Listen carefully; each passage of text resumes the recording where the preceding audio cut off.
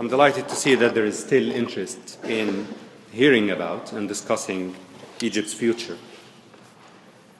I'm glad this is the case because it means that despite the general pessimism, people haven't given up on Egypt and its transition yet. I'm particularly grateful to Provost Sha'rawi for beginning his lecture series this semester with this very important question. I'm also humbled by his choice of speaker. So thank you all. I would also like to thank in particular those among you who are take your time. CBC. I would also like to thank those among you who are coming from outside AUC and those who aren't teaching today for taking the trouble of coming all the way to our Desert Development Project, also known as AUC New Campus. Now, let me begin by a confession. Contrary to my recently acquired reputation as someone with psychic powers, created mainly by my latest novel, Bab al-Khuruj, I actually don't know what the future looks like. And I'm saying this only half-jokingly, because I subscribe to a school of thought in social science which maintains that history or the future is not predetermined. No matter how long we analyze social structures, we cannot tell what the future looks like just by looking at them. Of course, social structures define the borders of what is possible, but the way in which we deal with the constraints and opportunities they create is our decision. Consequently, all we can do, we analysts and scholars, is to try and ask the right questions, identify dynamics at work, and probe actors to try and find out the decisions they are more likely to make. And this is what I will try to do here.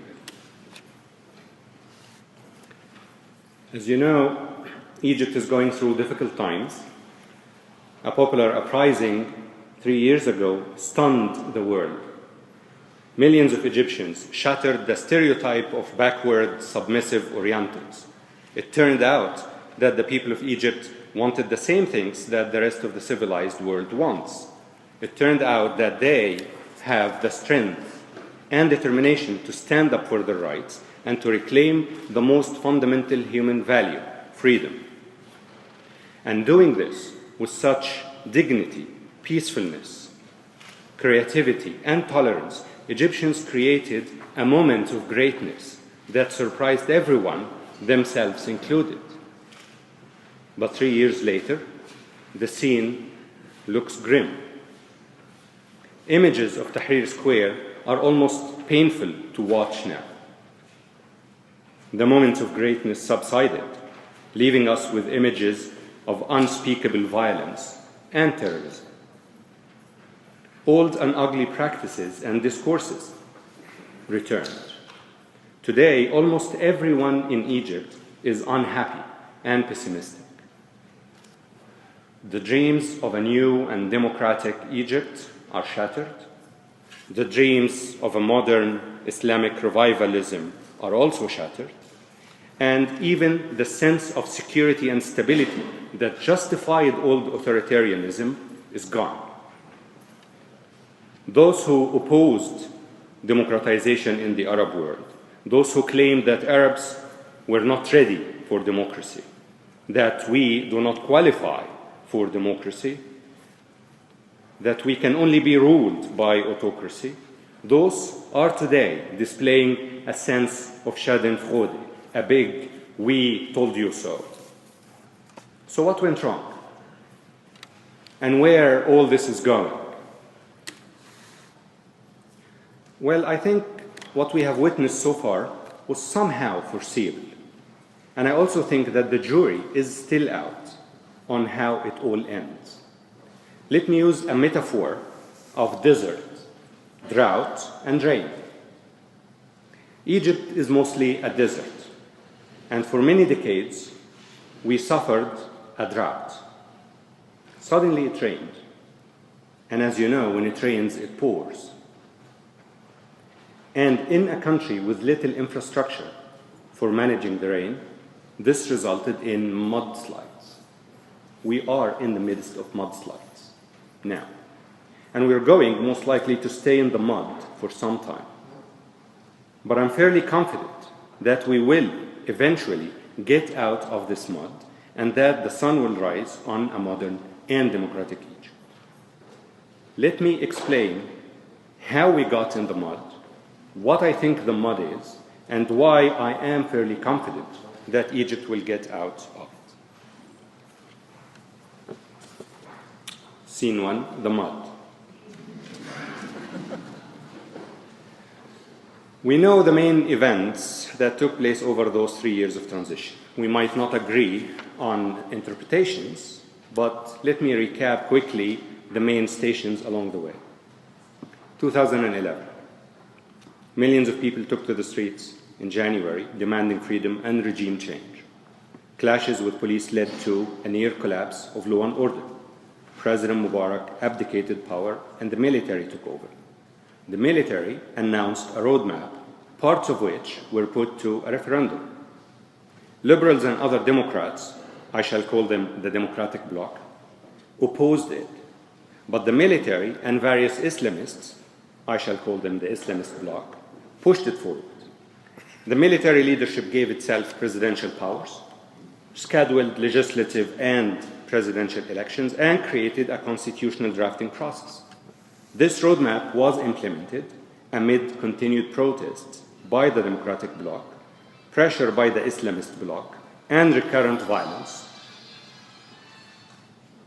3 consecutive electoral processes handed a majority to the Islamist Bloc.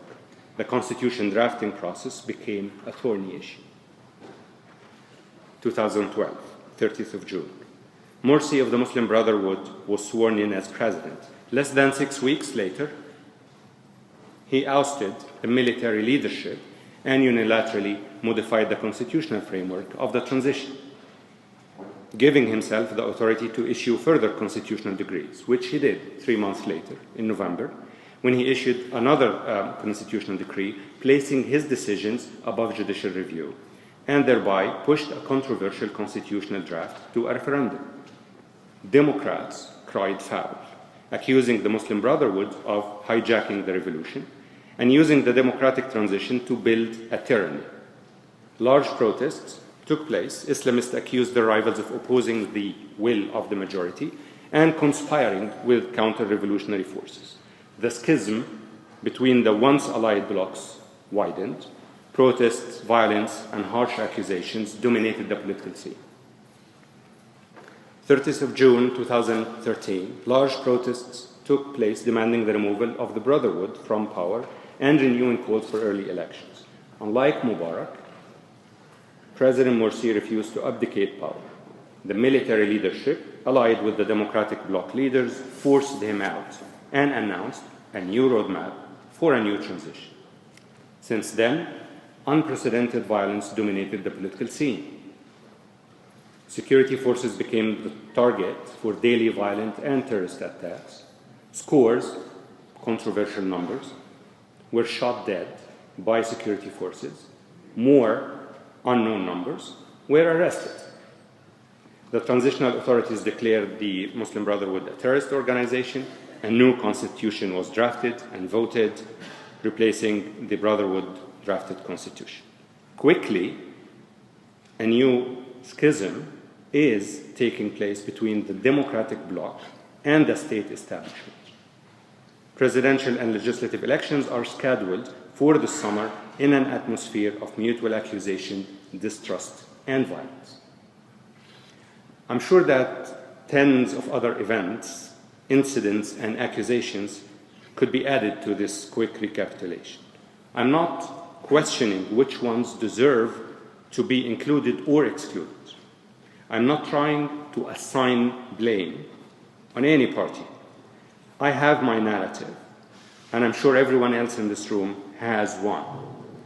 I suggest we leave the narratives and the blame aside and try to understand why the transition has been derailed, not who derailed it. So the question I invite you to examine is, what was wrong with the transition process itself? And the answer to this question will help us understand a little bit better the future. In my view, Egypt's transition was and continues to be undermined by the absence of agreed ground rules governing the political conflict. Those ground rules are normally the result of long-held political tradition or a constitutional framework upheld and respected by all, or a national pact. Egypt has none of the above. The post-Mubarak roadmap was not negotiated among the relevant parties, and its ground rules were continuously contested by at least one bloc. Islamists took their electoral victory as a pass to define these rules. The others felt threatened in their existence by the exclusive control the Brotherhood exerted, and losing faith in the formal political process, they understandably started to operate outside it. Today, a similar process is taking place. Those in power de facto redefined the rules of the political conflict. Many Islamists disagree violently. Increasing numbers of Democrats also disagree. Again, the formal transitional process is at risk of becoming too narrow to provide a framework for political conflict. So far, we seem to have consensus, I think, in the room on describing what happened. But consensus begins to disintegrate when we try to answer the most important question: why these ground rules have been and still are missing. Obviously, their absence is not a coincidence. It isn't, or a technical matter, it isn't that political players have never heard about the need for